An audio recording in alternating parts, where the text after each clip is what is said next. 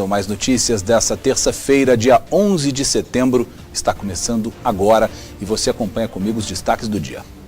Violência. Morre comerciante do sul de Minas baleada durante troca de tiros entre policiais e criminosos no Rio de Janeiro. Ninguém esperava, né?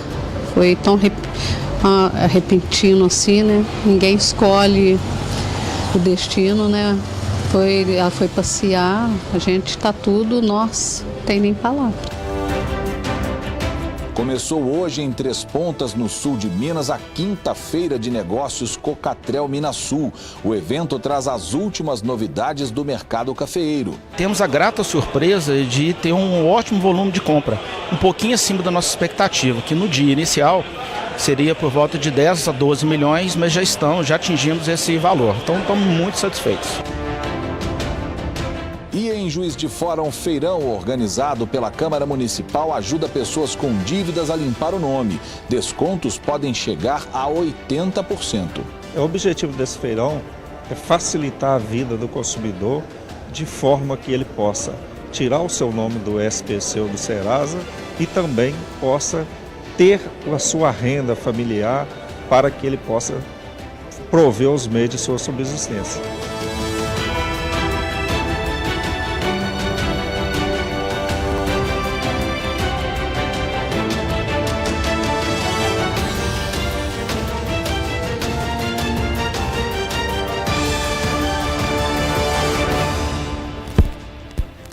O Mais Notícias de hoje começa mostrando o triste desfecho da história de uma comerciante mineira que foi baleada durante um arrastão numa rodovia no Rio de Janeiro. A mulher estava internada em um hospital da cidade, em Itaboraí, que fica na região metropolitana do Rio, na verdade, só que ela não resistiu aos ferimentos.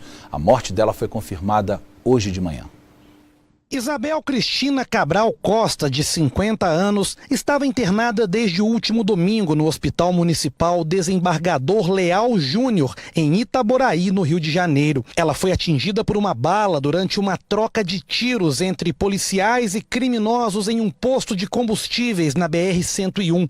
No centro de Alfenas, comerciantes vizinhos de Isabel lamentaram a morte da amiga. Ninguém esperava, né? Foi tão repentino assim, né? Ninguém escolhe o destino, né?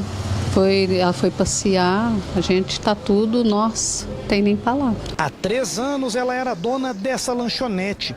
Querida por todos, a comerciante chamava a atenção pelo bom humor e pela maneira educada de tratar os clientes. Uma pessoa excelente, porque tratava todo mundo de meu bem, para cá, para lá. E ela muito amável com a família dela, com filho e filhas, né? Não tem nada a dizer ao contrário, viu? Pessoa excelente. O tiro atingiu a comerciante na região da barriga e causou lesões no diafragma, fígado e estômago. O filho mais velho contou à polícia que no momento em que foi atingida, a mãe tentava proteger as filhas gêmeas que brincavam em frente ao posto onde a família estava. De acordo com a funerária responsável pelo translado do corpo, o velório de Isabel será realizado em uma igreja evangélica aqui em Alfenas. No entanto, ainda não há previsão de horário. Isabel deixa ao marido 3 filhos e um neto. Era uma pessoa muito dada, muito prestativa. Nós estamos sentindo muito o que aconteceu com ela. Veja que terrível. A comerciante Isabela Cristina Costa tinha passado o feriadão da Independência na praia e voltava para casa com a família. Isabel Cristina Costa, de 50 anos, viajava com o marido, as filhas gêmeas, o filho mais velho com a nora e um neto de apenas 1 mês. A família foi surpreendida por uma troca de tiros neste posto de gasolina na BR-101, em Itaboraí, no Rio de Janeiro. Isabel estava lá dentro da lanchonete quando ouviu os tiros. Aqui do lado de fora brincava uma das filhas dela, de 10 anos. E foi justamente no momento em que ela veio tentar pegar a filha que a comerciante foi atingida. Aí já ficou desesperado, minha irmã começou a correr. Aí eu falei pro meu pai, é tiro, é bandido. Aí assim que a minha mãe foi proteger minha irmã, ela tomou uma bala perdida. Isso foi bala perdida. Segundo a polícia, o tiroteio aconteceu depois que 3 assaltantes que faziam um arrastão na rodovia engarrafada bateram no acostamento um dos carros que tinham roubado e decidiram fugir numa picape que abastecia no posto. Um cliente reagiu e atirou contra os assaltantes. Logo depois, a polícia perseguiu os assaltantes e houve um novo tiroteio. Nas imagens de celular, é possível ver a picape em fuga. Durante a perseguição, um criminoso foi ferido. Outros 2 conseguiram fugir. No carro, a polícia encontrou uma pistola falsa, drogas e celulares roubados. Esse Brasil tá difícil de morar. Digam o que quiserem, mas o Rio de Janeiro definitivamente não é para amadores. Em Montes Claros, uma senhora de 79 anos ficou ferida depois de ser agredida pelo próprio neto. Esse caso aí aconteceu ontem à tarde aqui no bairro Delfino Magalhães. Segundo a Polícia Militar, a idosa Maria Lopes da Assunção, de 79 anos, teve vários ferimentos. Ela teria sido agredida pelo próprio neto, Igor Lopes do Carmo. O rapaz seria usuário de drogas. Quem chamou a polícia foi a filha da vítima. Segundo a PM, o suspeito teria ido ao local à procura de objetos para vender. O dinheiro seria usado para pagar dívidas do tráfico, mas na casa não havia quase nada, pois os eletrodomésticos, móveis, panelas e até o botijão de gás já teriam sido vendidos por ele. O suspeito também queria dinheiro. Como não encontrou, ficou irritado e teria partido para cima da avó. Depois de agredir a idosa, o rapaz começou a destruir tudo. A casa ficou toda revirada. Vidraças, louças e os poucos móveis que ainda existiam no imóvel foram destruídos. Depois disso, Igor fugiu do local. A polícia fez rastreamento aqui pela região, mas não encontrou suspeito. Uma ambulância do SAMU veio até o local e Dona Maria se queixava de dores na barriga. Ela foi encaminhada para o hospital universitário e, segundo a unidade, ela recebeu alta nessa madrugada. Para a polícia, a vítima contou que ficou ferida porque teria caído, mas a filha dela deu outra versão e disse que a mãe estava com medo de dizer a verdade porque teria sido ameaçada pelo neto. Segundo ela, essa não seria a primeira vez que o suspeito teria agredido a avó dentro de casa. Ele também já teria sido preso várias vezes. A Polícia Civil agora investiga o caso. Enquanto o Brasil continuar enxergando essa história esses casos de abuso de uso de drogas como um problema só de polícia, continuar tratando o usuário de drogas como um problema de polícia, nós vamos continuar vendo casos como esse, de netos, filhos que agridem pais, agridem mães e avós dentro de casa, porque eles não têm, muitas vezes, uma alternativa. As alternativas que existem são caras, são praticamente todas elas particulares e as públicas que existem não estão ao alcance de todas as pessoas, especialmente nas cidades menores, maioria das populações para as quais a gente fala. Então, portanto, se o governo federal não começar a tratar esse problema como um problema de saúde pública e não começar a priorizar o tratamento do abuso de drogas dentro do Sistema Único de Saúde, o Brasil vai se tornar um México, onde as pessoas se matam e morrem todos os dias porque elas não têm, especialmente, a quem recorrer e a polícia não dá conta e não tem que dar conta mesmo. Um funcionário de uma tecelagem morreu em um acidente de trabalho ontem à noite em Alfenas, no sul de Minas. Segundo a Polícia Militar, a vítima sofreu queimaduras graves causadas pelo líquido de algumas baterias que caíram sobre ele. Muito comovidos, os familiares preferiram não dar entrevista. O eletricista Givanildo Garcia Naves tinha 41 anos. Ele trabalhava nessa empresa de tecelagem no Distrito Industrial de Alfenas quando foi vítima de um acidente. Segundo consta no boletim de ocorrência, o Givanildo dava manutenção em uma cabine de energia elétrica que fica dentro da empresa, quando em determinado momento várias baterias ligadas em série e energizadas caíram em cima dele. Givanildo teve queimaduras de 2º grau por todo o corpo, causadas, segundo o Corpo de Bombeiros, pelo líquido das baterias. O eletricista teve uma parada cardiorrespiratória ainda no local do acidente e chegou a ser levado para o Hospital Alzira Velano, mas morreu pouco depois. Você acompanha um giro de notícias por outras regiões do estado nesta terça-feira. Em Governador Valadares, no leste do estado, um corpo foi encontrado em um matagal próximo ao Retiro dos Riachos. Anderson José Ferreira Miranda, de 18 anos, estava desaparecido desde a última quarta-feira e foi encontrado pela polícia após uma denúncia anônima feita através de um bilhete. A perícia esteve no local e a suspeita é que o rapaz tenha sido vítima de um homicídio. A polícia segue investigando o caso. De Governador Valadares, Larissa Pimenta.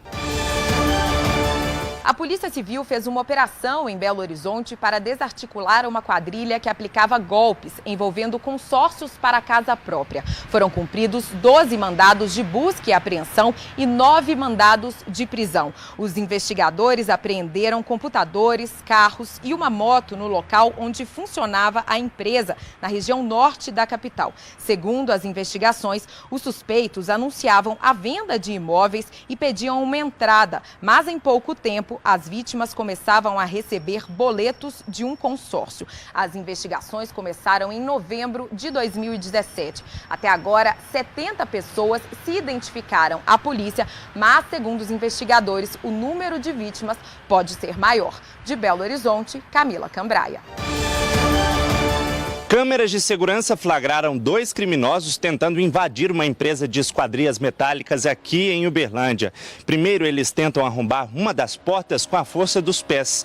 Não conseguem, então arrombam a porta de vidro. Só não conseguem acesso ao estabelecimento por conta das grades.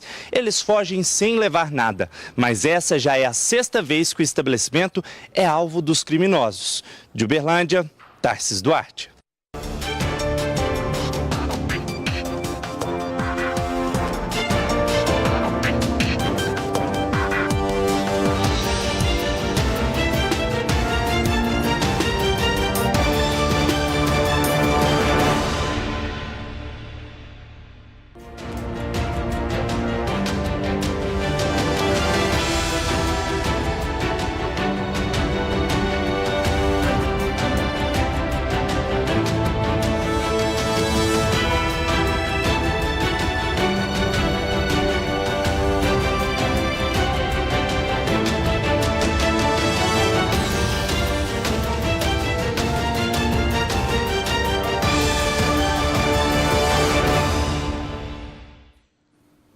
E tem novidade aqui na Rede Mais. Na próxima segunda-feira estreia o Balanço no Campo. O lançamento de mais esse programa, o terceiro que nós vamos estrear em pouco mais de 15 dias, aconteceu ontem à noite e reuniu dezenas de pessoas numa grande festa.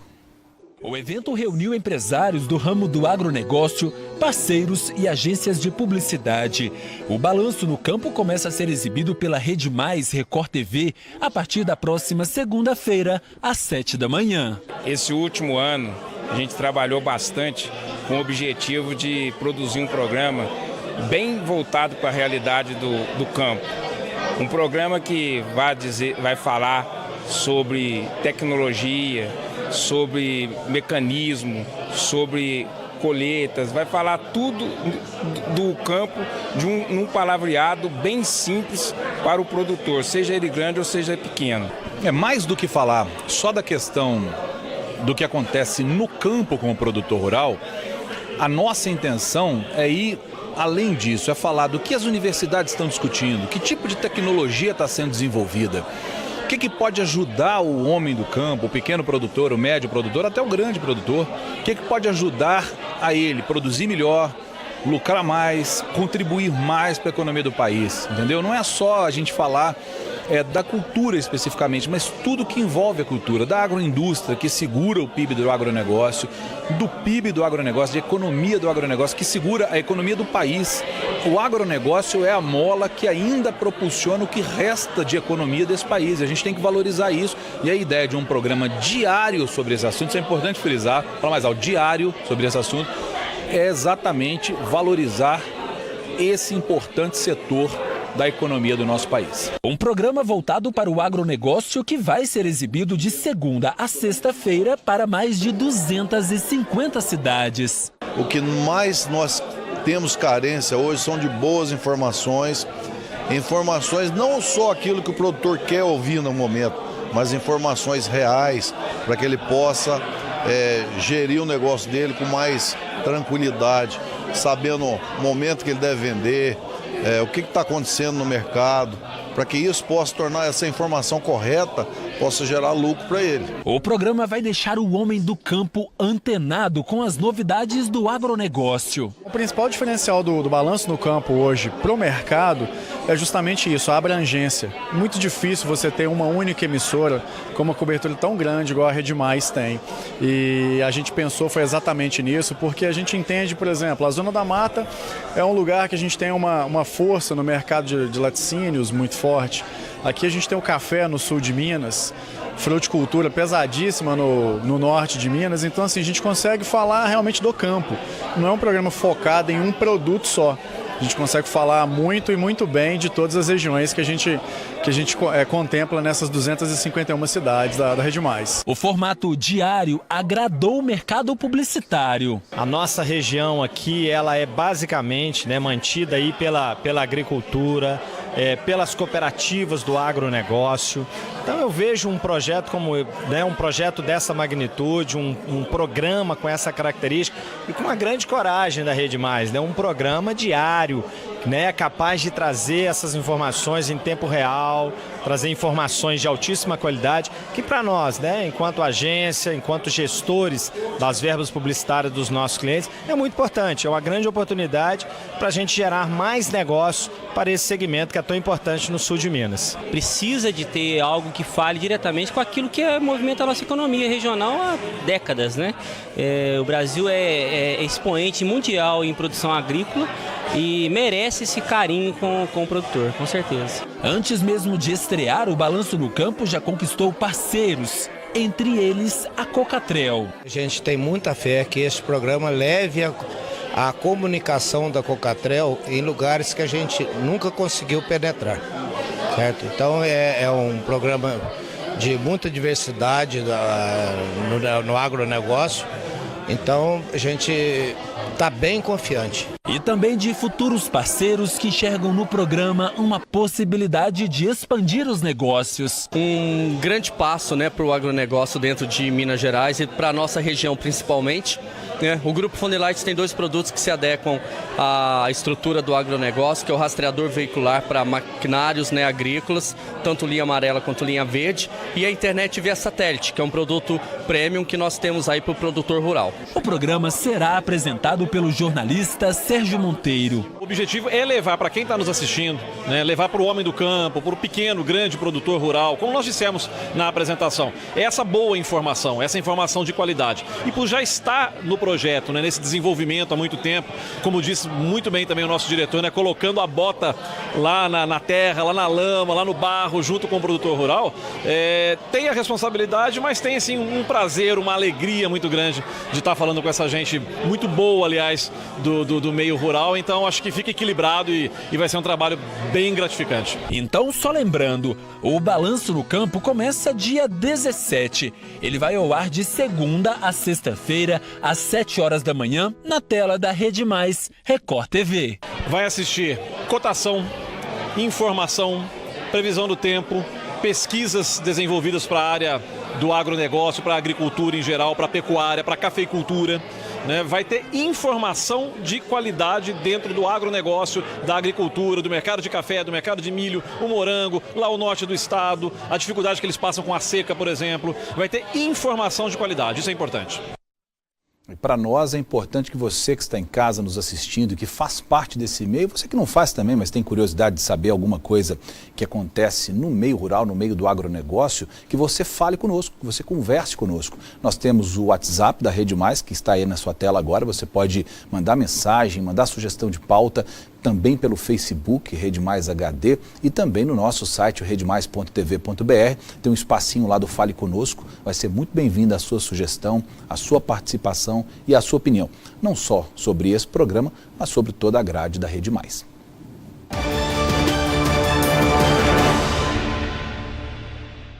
Começou hoje em Três Pontas, no sul de Minas, a quinta-feira de negócios Cocatrel Minas Sul. Durante 3 dias, os cooperados e produtores de café vão poder conhecer as novidades do mercado cafeeiro e as tecnologias e insumos para o produto. A quinta edição da FECOM, a Feira de Negócios da Cocatrel e Minas Sul, em Três Pontas, no sul de Minas, começou batendo recordes. Temos a grata surpresa de ter um ótimo volume de compra, um pouquinho acima da nossa expectativa, que no dia inicial seria por volta de 10 a 12 milhões, mas já atingimos esse valor. Então estamos muito satisfeitos. Uma boa oportunidade para fazer negócios, comprar defensivos e fertilizantes com preços baixos. Vendemos à vista, condições de financiamento para se pagar em um ano. E também vendemos via troca de café pelo produto, que é uma modalidade que nós chamamos de barter. E era exatamente isso que o Sérgio estava procurando. Ele é produtor em Nepomuceno, também no sul de Minas. No ano passado, ele comprou 15 toneladas de adubo na feira. E esse ano pretendia repetir a compra. Adubo, principalmente no ano passado, eu peguei bem mais em conta. Valeu a pena? Valeu, o ano passado valeu a pena. Agora esse ano eu não sei como que tá. A expectativa é fazer boas compras. É, fazer boas compras. E ele não era o único. O Ronaldo tem 200 mil pés de café em 70 hectares. Ele conta que sempre vai à cooperativa para comprar defensivos e fertilizantes mais baratos. O stake que a gente tem, a cooperativa, a gente tem que confiar nela. O preço, o dólar está alto, o adubo está caro, a gente tem que confiar na Cocatrel, na cooperativa, que a gente trabalha nela o ano inteiro. Então, se está caro, ela vai dar um jeito de fazer o melhor para a gente. E a expectativa era de conseguir comprar adubo com preço mais em conta. Só vale a pena, porque se você comprar de terceiro, a não ser através da cooperativa, você nunca consegue um preço igual da Cocatrel aqui. Para ajudar os quase 5.500 cooperados, a feira acontece simultaneamente em todas as filiais da Cocatrel. Ao todo são 8 aqui no sul de Minas. Em todas elas, as negociações têm os mesmos benefícios. Ou seja, é estar próximo do cooperado. É mais fácil, talvez, numa filial, por exemplo, em Coqueiral, o cooperado, ou ele mora na cidade, ou ele tem a propriedade mesmo, a fazenda dele localizada no município, próximo àquela loja ou filial. Então é mais fácil ele adquirir o produto, ele conversar com o atendente ou o gerente que já o conhece, já conhece a história dele, lá mesmo em Coqueiral. É melhor do que ele vir aqui. Quem for na feira vai conhecer um pouco mais do Balanço no Campo, novo programa da Rede Mais Record TV, que estreia dia 17 e vai ao ar de segunda a sexta-feira, às 7 horas da manhã. A Cocatrel é parceira no projeto. Estamos muito felizes, orgulhosos, uma parceria muito importante para a gente. Acreditamos demais na comunicação com o nosso cooperado e é uma maneira que nós temos de atingi-los. De forma direta, simples e muito eficiente, né? A feira termina na próxima quinta-feira. E ainda falando de economia, o Código de Defesa do Consumidor completa hoje 28 anos. A lei trata de todas as relações de consumo e define as responsabilidades, a reparação dos danos causados, os tipos de crime e até as punições. Anderson é dono de um pequeno comércio em Montes Claros. No início do ano, ele contratou um plano de telefonia celular. 4 meses depois, aquilo que serviria para ajudar a resolver os problemas da empresa acabou virando uma dor de cabeça. Eu assustei, porque a gente paga aí um plano controle que foi combinado para mim, pagar aí R$ 74, aí vinha aí R$ 138. Se eu não usar, eu vou pagar R$ 125. Imagina eu usando. O comerciante conta que tudo aconteceu depois que ele foi procurado pela operadora. A empresa ofereceu a ele uma nova opção de plano. A proposta aumentaria o prazo do contrato e ele teria alguns benefícios. E o consumidor ganharia até um brinde especial. Vai ficar melhor para você, a gente tem até a gravação, e vai ficar melhor para você. Você vai pagar R$ 79, incluindo um aparelho mensal. Hoje, ele tentou cancelar o plano mais uma vez. Esta chamada está sendo gravada. Caso necessário, a gravação poderá ser solicitada pelo usuário. Estamos transferindo para um de nossos representantes. E já tem o que a ligação? Em quantos minutos já? Já tem 3 minutos e 35. Mostra da câmera ali. 3 minutos e 40 já e nenhuma resposta, né? Você fica na linha esperando. Fico na linha esperando. E não teve jeito. Depois de tantas tentativas, o consumidor resolveu acionar a justiça. Procurei meus direitos, deixei de pagar a conta para ver o que foi que eles fez, bloqueou meu telefone e a gente aqui depende, do telefone, que é telefone empresa, que a gente usa aqui as duas linhas. Aí no caso aí o contrato é 2 anos, então eu tenho até 2020 pagando aí esse valor. E eles, já tentei fazer acordo com eles, a única maneira ou é pagar ou então é cancelar ou eu pagar a multa. A maioria dos casos envolve lojas de eletrodomésticos, agências bancárias, empresas de telefonia e compras pela internet. Segundo o último levantamento feito pelo Procon de Montes Claros, só em 2017 o órgão recebeu 3.300 denúncias. Já este ano foram registradas 1.970, de janeiro até junho.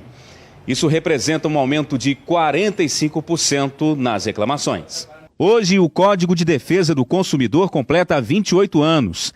A lei foi sancionada em 11 de setembro de 1990 pelo então presidente da República, Fernando Collor. Mesmo depois de quase 30 anos, a maior dificuldade ainda é a lentidão da justiça. Eu vejo que falta por parte do Poder Judiciário e por parte dos clientes também estar assim buscando o seu direito, como dizem por aí, fazer valer o seu direito. Em Montes Claros, o Procon trabalha em parceria com o Ministério Público Estadual.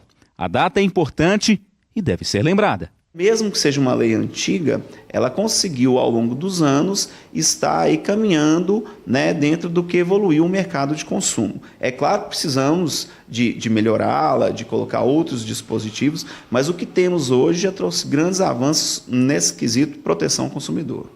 197 artigos compõem o Código de Defesa do Consumidor, mas o artigo 6º é um dos principais.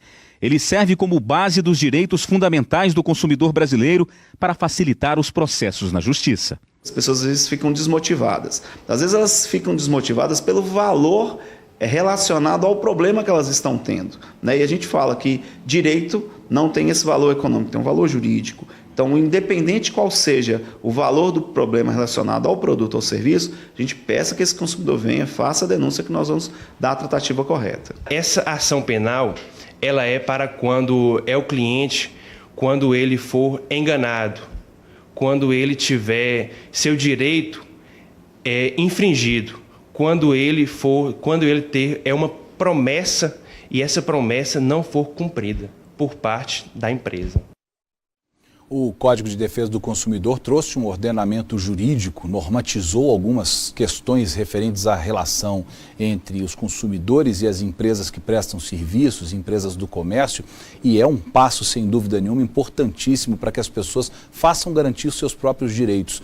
A legislação do Brasil é uma das mais modernas do mundo. Só que nos últimos 10 anos, mais de 500 projetos de lei circularam e tramitaram no Congresso Nacional para mudar algumas das normas que faziam parte do texto original do Código de Defesa do Consumidor. Porque as questões referentes a essa relação vão mudando. Antigamente, quando o Código foi criado, as maiores reclamações eram sobre locação de imóveis. Hoje, as empresas de telefonia encabeçam a lista e devem continuar lá em cima por muito tempo, dividindo a liderança aí de tempos em tempos com os bancos e cartões de crédito.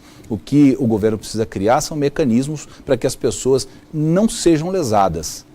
É uma espécie de antecipação do problema. Isso vai desafogar a justiça e vai resolver a demanda de boa parte da população, em relação principalmente às empresas de telefonia e aos bancos e cartões de crédito. Ainda em relação a esse assunto, em Juiz de Fora, pessoas com dívidas no comércio podem regularizar a situação. O Serviço de Defesa do Consumidor, o SEDECOM, da Câmara Municipal, está promovendo o 2º Feirão Limpa Nome. O evento vai até o dia 13 de setembro e os acordos podem chegar a até 80% de desconto.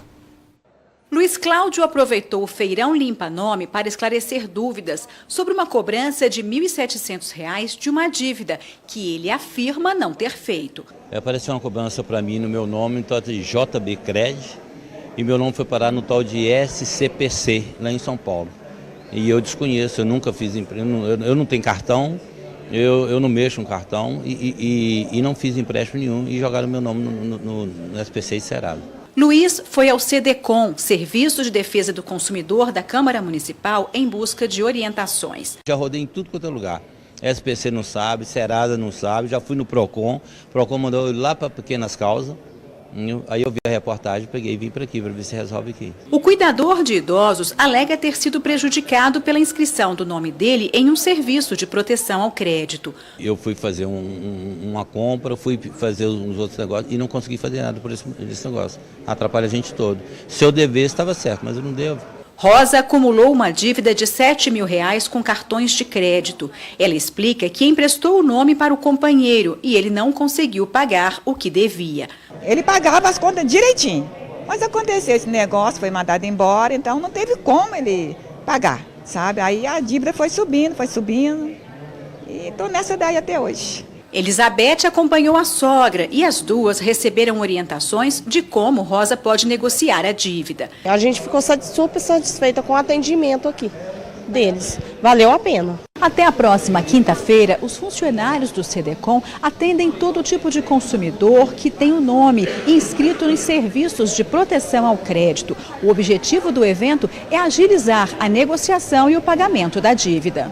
O objetivo desse feirão é facilitar a vida do consumidor de forma que ele possa tirar o seu nome do SPC ou do Serasa e também possa ter a sua renda familiar para que ele possa prover os meios de sua subsistência. A segunda edição do evento acontece na Semana de Defesa do Consumidor. Nilson comemora os acordos feitos durante o feirão. Há casos aqui de desconto de até 80% do valor da dívida. Além disso, aqueles fornecedores que não estiverem aqui trabalhando junto com a gente aqui no órgão, a gente tem a oportunidade de entrar em contato telefone ou por e-mail num canal específico para esse feirão, de forma a negociar a dívida e o consumidor sair satisfeito.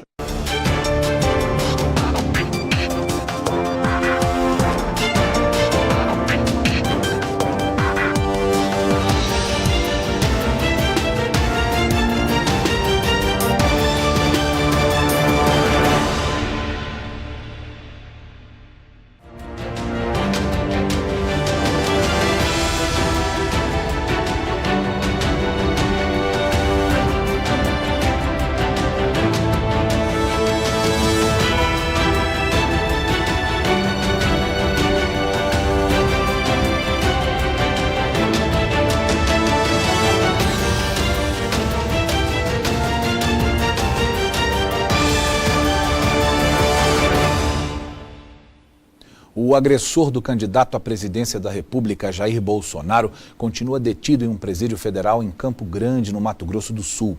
A Polícia Federal trabalha com a hipótese de que o atentado tenha sido um ato isolado. A principal linha de investigação da Polícia Federal é de que Adélio Bispo de Oliveira agiu sozinho. Em depoimento, Adélio afirmou que as motivações foram políticas e religiosas. Outras duas pessoas chegaram a ser consideradas suspeitas pela polícia, mas foram liberadas após os interrogatórios. A Polícia Federal também descarta que uma mulher tenha repassado a faca ao homem preso por atacar Bolsonaro. As investigações deverão ser concluídas até quinta-feira da semana que vem. O inquérito corre em sigilo.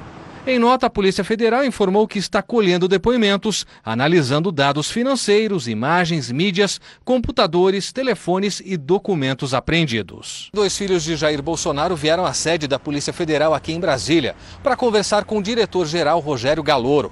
Eles pediram que a proteção policial seja estendida também à família. Agora, os investigadores vão avaliar se familiares do candidato correm riscos. Mais informações sobre esse caso, incluindo uma entrevista exclusiva com uma irmã do acusado, você acompanha logo mais no Jornal da Record, às 9h50 da noite.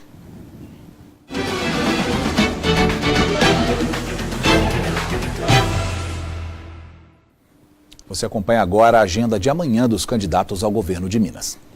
Dirlene Marques, da coligação Frente Minas Socialista. De manhã se reúne com apoiadores e faz panfletagem na Praça Palmeiras, em Ponte Nova. À tarde, faz panfletagem na Praça do Rosário e no campus da Universidade Federal de Viçosa. Romeu Zema, do Novo. De manhã grava programa eleitoral e se reúne com o Sindicato Rural em Santo Antônio do Monte. Depois, visita uma empresa em São Sebastião do Oeste. À tarde, grava programa eleitoral em São Sebastião do Oeste e depois visita uma empresa e grava programa eleitoral em Carmo do Cajuru. Em seguida, viaja para Divinópolis, onde visita uma empresa e faz caminhada pelo comércio. Antônio Anastasia, da coligação Reconstruir Minas. De manhã se encontra com alunos e ex-alunos de uma escola da Fundação João Pinheiro, em Belo Horizonte. Depois, se encontra com o candidato à presidência Geraldo Alckmin e a vice Ana Amélia, em Betim. Eles visitam uma fábrica na cidade. À tarde, eles se encontram com lideranças e apoiadores em Contagem. Adalclever Lopes, da coligação Minas Tem Jeito. De manhã, participa de um encontro organizado por um clube em Belo Horizonte. À tarde, participa de uma sabatina para um jornal e um site na capital. E à noite, se encontra com eleitores na Federaminas, também em Belo Horizonte. Jordano Metalúrgico, do PSTU. De manhã, faz panfletagem na portaria de uma fábrica e caminhada pelo bairro Horto, em Ipatinga. Depois, faz caminhada na Praça 1º de Maio, em Timóteo. À tarde, faz panfletagem na portaria de 2 empresas em Ipatinga e depois caminhada pelo centro da cidade. À noite, faz panfletagem em uma faculdade, também em Ipatinga. Outros candidatos divulgaram a agenda no fim da tarde. Fernando Pimentel, da coligação do Lado do Povo, à tarde se encontra com mulheres do projeto Apanhadores de Flores Sempre Vivas, em Diamantina. Depois almoça com apoiadores também em Diamantina. João Batista Maris Guia, da Rede, de manhã faz caminhada com a candidata à presidência Marina Silva na Praça 7, em Belo Horizonte, e à tarde dá entrevista para uma emissora de TV. À noite, ela participa de reunião interna e dá entrevista para outra emissora de TV. Claudinei Dulim, do Avante, à tarde da entrevista para uma emissora de TV na capital. O candidato Alexandre Domingues, do PCO, não divulgou a agenda. Você acompanha agora a previsão do tempo. Um breve intervalo e a gente volta já já.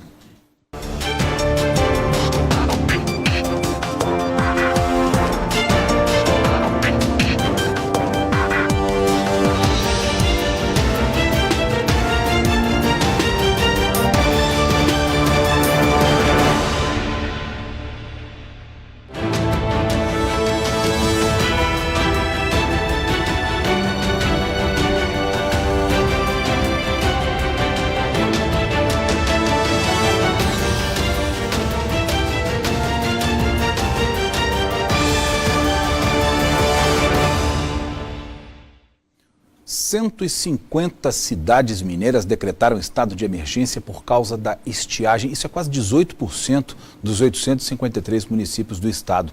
Para você ter uma ideia, no Vale do Jequitinhonha, há 8 meses não chove. Essa aqui é limão, aqui é laranja.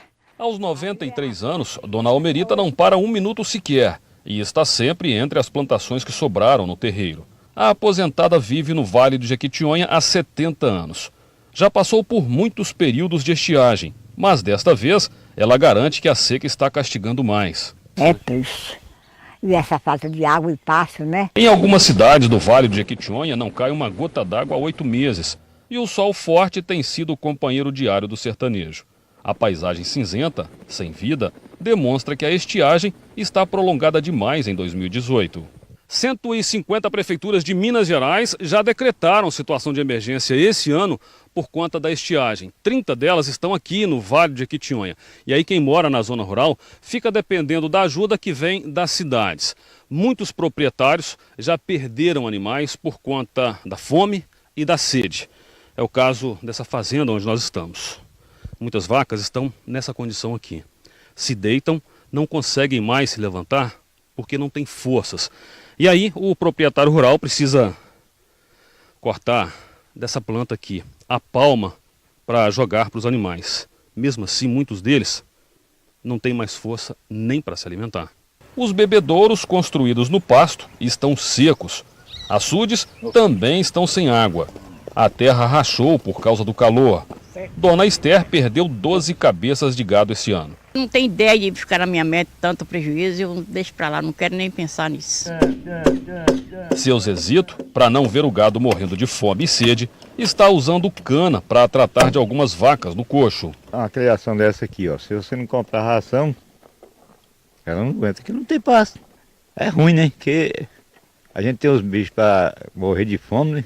O rio Jequitinhonha, principal fonte de água da região, está com volume baixo. Com pouca água, as balsas não funcionam. Quem depende do transporte só tem os barcos pequenos. Sem balsa aqui é como se estivéssemos sem pernas. Sem chuva, não há açudes. As cisternas estão vazias. Muitos rios que abasteciam pequenas comunidades secaram. Seu Anilson hoje caminha onde até pouco tempo nadava e pescava. Pegamos peixe, isso aqui pegava cascudo, traíra, tudo pegava aqui nesse coisa. Hoje só tem pedra, né? Só pedra e areia. Agora, um assunto curioso que intriga muita gente, um fenômeno que nessa época do ano de baixa umidade do ar aumenta bastante. Os choques que a gente toma ao encostar em outras pessoas ou em determinados objetos. Mas por que isso acontece? Veja comigo na reportagem. Você já levou um choque assim do nada ao encostar em alguém ou mesmo em um objeto? Já, várias vezes. Já. Encostei na pessoa, assim como você disse, tomei um choque. Isso também pode acontecer ao ter contato com a lataria de um carro ou até mesmo ao vestir uma roupa. É muito rápido, você só sente mesmo. Dá um susto, um choque bem forte e faz um barulho aí é tipo uma centelha. Nós vamos agora explicar esse fenômeno. Estamos em um laboratório de física da UFMG e esse aparelho que nós vamos ligar agora, ele gera energia eletrostática. Olha, só de eu encostar, dá para ver. E é justamente a energia que circula no nosso corpo. E esses choques, eles são normais. Perfeitamente normais, né? O atrito de dois materiais diferentes produz essas cargas elétricas e a diferença de carga elétrica de um corpo para o outro é que produz essas descargas e o choque. Esta aluna mostra que ao encostar no aparelho, o cabelo dela fica todo arrepiado. Você sente a corrente elétrica passando e arrepia todos os pelos do corpo todo mesmo. Do braço você sente o pelo subindo, do cabelo você sente bastante também, bastante massa subindo. E preste bem atenção quando um outro aluno encosta nela. Dá para ver o raio de eletricidade. E o choque é inevitável. Sim, você sente a corrente passando e seu músculo começa a querer contrair um pouco. Mas assim que cessa, você já consegue movimentar a mão normalmente. Você sente a corrente passando. Dá um choque mesmo. Dá. Com a energia produzida pelo nosso corpo, é possível até acender uma pequena lâmpada. Ela tritou o casaco de pele em mim, eu tô aqui isolada. Depois, ela pegou de um lado e eu peguei do outro. Ela fez o papel de aterramento. Então, os elétrons todos passaram através da lâmpada para ela, e por isso que acendeu a luz. E nesta época do ano, em que a umidade relativa do ar é baixa, a tendência de tomar um choque ao encostar em uma pessoa ou em um objeto é maior. A umidade, ela funciona como um condutor elétrico e ajuda a descarga. Então, quando você tem o ar mais seco, ocorre um acúmulo maior de carga e, portanto, na hora da descarga, você tem um choque maior. Mas não precisa se preocupar. O choque tem carga baixa, não traz risco à saúde e nem é sinal de qualquer desequilíbrio. O choque de atrito, de roupa, esse choque de um material, isso não tem nenhum problema, é perfeitamente normal, não tem nada a ver com o estado psicológico da pessoa.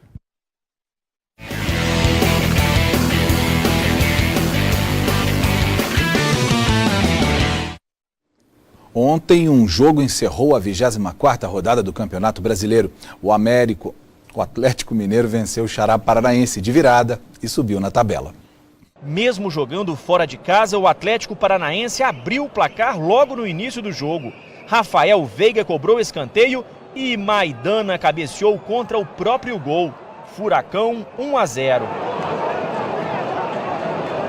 O Atlético Mineiro começou então uma pressão em busca do empate. Tomás Andrade tentou 2 vezes e não marcou.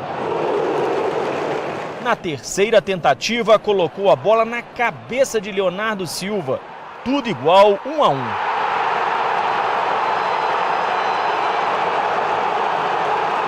No segundo tempo, Nicão recebeu na entrada da área e teve tempo para ajeitar e chutar forte. A bola bateu no travessão e quicou na linha do gol. Lúcio Gonzalez também tentou, só que o chute foi para fora. E foi o Atlético Mineiro quem chegou ao gol. Passe de Luan para Elias, que dominou e bateu no ângulo. Virada do Galo, 2-1.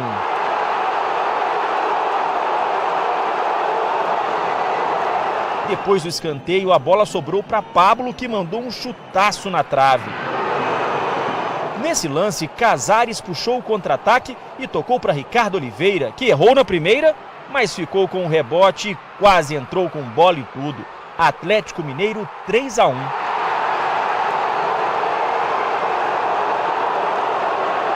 Nos acréscimos, Nicão acertou Zé Wellison por trás e foi expulso. Com a vitória por 3-1, o Atlético Mineiro agora subiu uma posição no campeonato e é o 5º colocado, com 41 pontos. Já o Atlético Paranaense está em 14º, com 27. Mais uma vez, a questão do aproveitamento. Você cria tantas chances, não mata, complica, né? Porque aí o Atlético tem jogadores de muito quilate, de muita qualidade, e quando tem a chance para matar, acaba matando. O empenho de todos os nossos jogadores ali que participaram da partida e os que participaram da preparação da partida.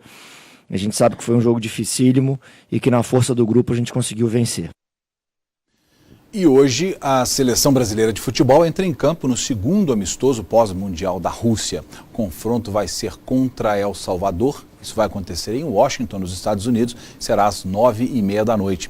O técnico Tite deve fazer algumas mudanças no time, principalmente em relação ao que disputou a última partida contra os Estados Unidos. Quem não gostou muito da data dos amistosos foram os times que disputam a semifinal da Copa do Brasil amanhã. Flamengo e Cruzeiro têm jogadores que estão à disposição de Tite para o jogo de logo mais. Dedé, inclusive zagueiro do Cruzeiro, deve ser um dos que vai entrar jogando, e o Paquetá do Flamengo deve entrar ao decorrer da partida. Amanhã o Flamengo recebe o Corinthians no Maracanã e o Cruzeiro vai até São Paulo para enfrentar o Palmeiras. Como a disputa já está nas fases finais, a gente pode dizer assim, na semifinal, a Raposa e o time rubro-negro fretaram um avião para tentar trazer o meio-atacante Lucas Paquetá e o zagueiro Dedé para entrarem em campo nos jogos de amanhã, para ver se pelo menos o desfalque não é tão grande e eles conseguem jogar pelo menos parte do jogo. Com essa informação, o Mais Notícias dessa terça-feira fica por aqui. Nós voltamos amanhã. Uma boa noite para você.